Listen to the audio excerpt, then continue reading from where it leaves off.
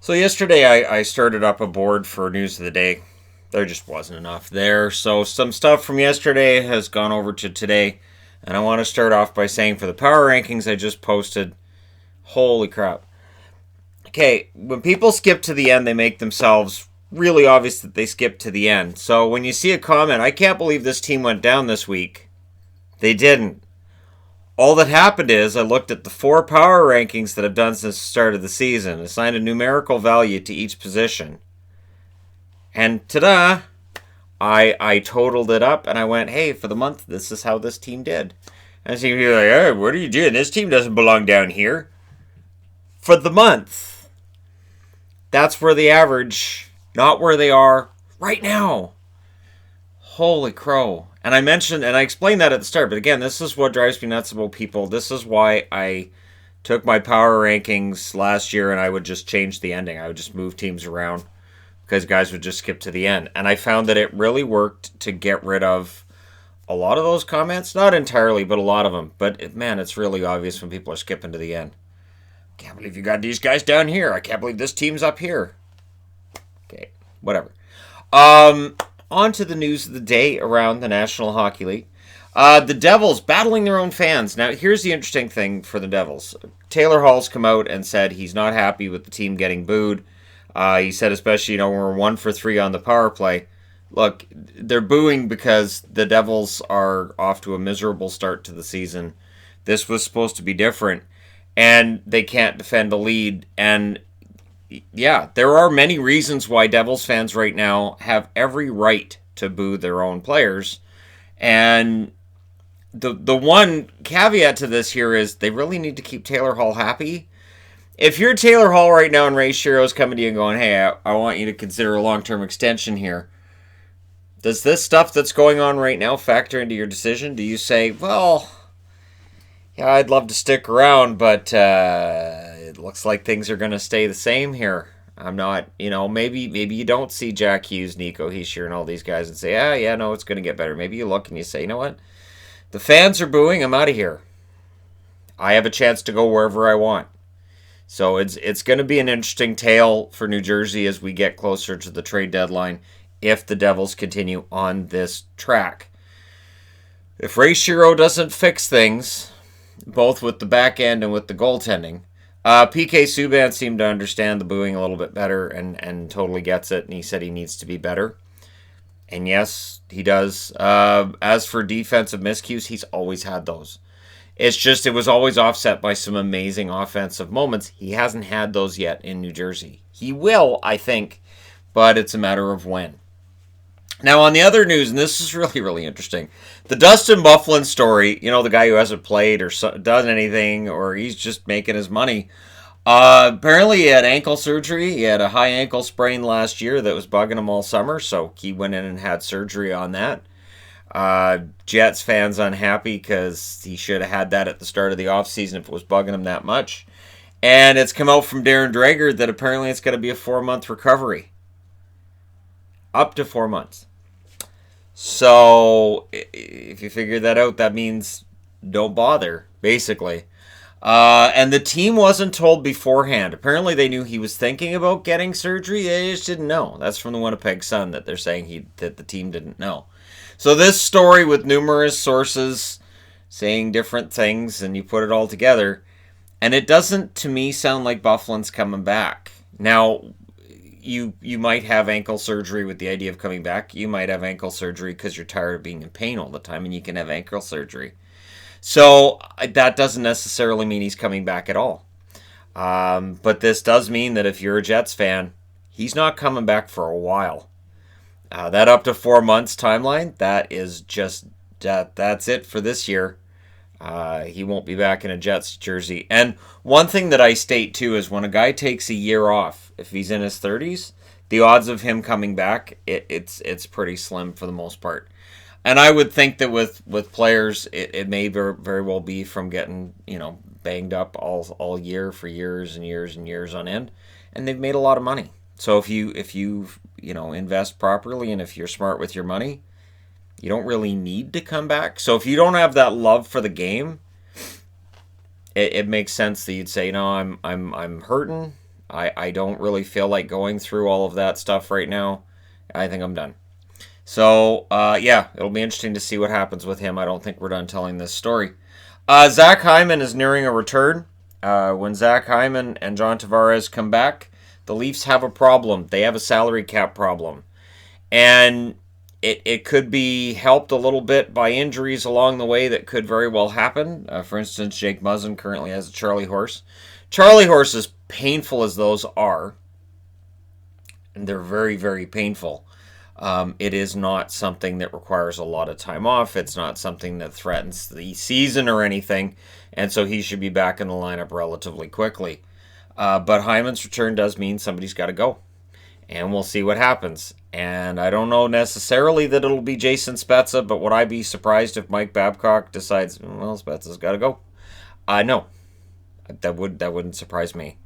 Now it's going to be more than that, because with salary cap being what it is and all, it's going to have to be more than that. But again, I'm just wildly speculating, which is kind of fun sometimes, but not for Leaf fans right now, because things are kind of up in the air, and certainly the return of Tavares will help. But if you bring in Hyman, and if you got to get rid of other guys to bring Zach Hyman back, it's going to be an interesting time indeed. If you're a Flyers fan, good news: German Rupzov may be making his debut as soon as I believe they play tomorrow. And Philippe Myers has been called up as well. So the Flyers continue to mess with things. Twarynski's back as well. So they're bringing guys up, sending guys down. They're trying to find exactly the right combination to make things work for the Flyers, which is good news if you want to see these guys play, and it's bad news if you want to see a consistent lineup that's winning regularly. So for the Flyers, you apparently can't have both. It's going to be interesting to see if the Flyers can figure this out. And again, you look at the numbers defensively, there's been a problem. And whether you want to say it's the goaltending or the defense, there's a problem. Like, for instance, with New Jersey, where I put Schneider's numbers up there, he's 0-3-1 with a 4.71 goals against and an 847 save percentage for the season. That's a problem. You need a goaltender who's going to save more than 84.7% of the shots he faces. And for Philly, Carter Hart's numbers haven't been very good either. And the funny thing is, for New Jersey, Blackwood hasn't really had better numbers than Schneider for the most part either. You can't look at Blackwood's numbers and say, oh, he's playing great. It's not there. Anaheim's defense is going to get tested over the next 5 to 10 weeks as Josh Manson's out with an MCL sprain. That sounds very painful. Josh Manson is a defenseman I'm very fond of. I think he does a little bit of everything. I think he does it very well. I think he's underrated as an NHL defenseman, and I think the Ducks are going to miss him greatly on the blue line. Should be interesting to see how things turn out for them. They've come down off of that fast start that they got this year, and we'll see whether or not they can get back to that. Victor Hedman and Pat Maroon are on the IR. They're not expected to be out for long, though. So that's why I didn't do the news video yesterday where I had that on the board. I looked at it and I went, nah, it's not something that's really a headline. I mean, anytime Hedman misses a game, it's a headline if you're a Lightning fan. But he's not going to be out for long. And Maroon won't be out for long either. Hedman could be back this weekend. And at the very least, Cooper's saying, yeah, no, he'll play the games in Sweden against Buffalo. Maroon likely to play those as well. So Tampa's glad they're going to have some time off coming up, both for this reason and because they've been wildly inconsistent. They really need to get it together because we're getting into November tomorrow. So we start getting past just slow start, and then we get into just not a great season. And the last team we're going to cover in this one is Chicago. Kirby Dach is sticking around. They're saying that he basically makes them better, and they're going to keep him around. Where it's going to get interesting with Dach is, and I mentioned this in a video not too long ago, that if a guy plays more than 40 games, you're burning a year of restricted free agency, so he can become an unrestricted free agent a year sooner. If Kirby Dach sticks around up to, say, game 35, 36, it'll be interesting to see if they still have that idea that we're better off keeping him around, or if at that point they say, and off to juniors with you. So that'll be an interesting and very telling thing with Dach. And I don't blame GMs for looking and going, you know what, we want one extra year of control with this guy.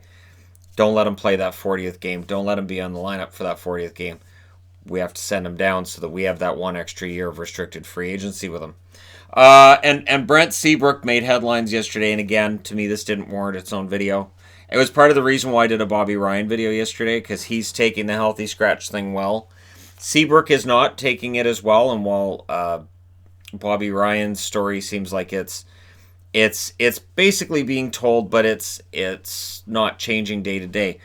Seabrook, I don't know. It feels like there's something there. And here's the interesting thing with Brent Seabrook. There are reports as recently as February of this past season that he was asked to waive his no trade, and he said no. He has been asked by the Blackhawks before, will you waive? And he said no. There were rumors at the draft that his contract was part of an offer between the Hawks and the Canucks. Whether that's true or not, the fact that that's plausible tells you that the Hawks have been trying to move his contract. And now he's unhappy with being scratched. He's saying, I can still play. I can still be good out there. I don't care what anybody says. I'm still a good player. And I kind of feel bad for him. But at the same time, that contract, and this is where it's different. This is where Seabrook's kind of, not happy with things. And Bobby Ryan's going, yeah, I'm getting paid too much money. I haven't been good enough. I have to be better.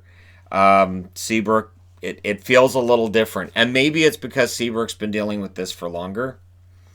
It feels like we've been talking about the decline of Brent Seabrook for at least 2 years. I want to say at least 2 years. And it's too bad because he was, at his peak, in his prime, absolutely one of the best defensemen in the league. And he will get pointed to as a reason why people look at like a Roman Josi contract and say, well, see, these things can fall apart. The thing is, many of the premier defensemen in the league are still pretty good in their mid and late 30s. Giordano's still pretty good. He's 36. You've got Suter in Minnesota, who's still pretty darn good.